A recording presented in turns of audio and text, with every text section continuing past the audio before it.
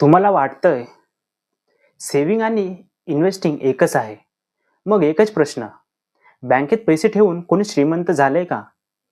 आज आपण सेव्हिंग आणि इन्व्हेस्टिंग यामधील फरक समजून घेणार आहोत आणि शेवटी तुम्हाला समजेल की कधी सेव्ह करायचं आणि कधी इन्व्हेस्ट करायचं. सेव्हिंग म्हणजे पैसे सुरक्षित ठेवणे, जसं बँक अकाउंट किंवा एफ-डीमध्ये.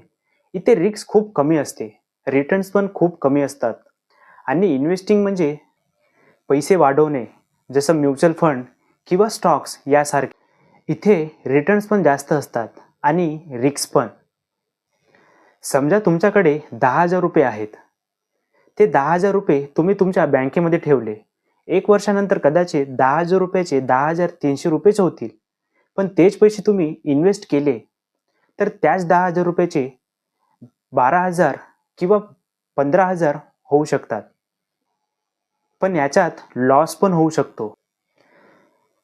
म्हणूनच सेव्हिंग आणि इन्व्हेस्टिंग एकच नाही. सेव्हिंग तुमचे पैसे सुरक्षित ठेवते आणि इन्व्हेस्टिंग तुमचे पैसे वाढवते. वेल्थ बनवण्यासाठी ग्रोथ खूप महत्त्वाची आहे. सेव्हिंग केव्हा करावी?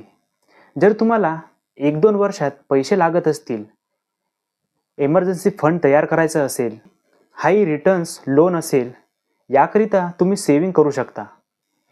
आता इन्व्हेस्ट केव्हा करावं? जर तुमच्याकडे 5 वर्षापेक्षा जास्त वेळ असेल, तुम्ही थोडा रिस्क घेऊ शकता.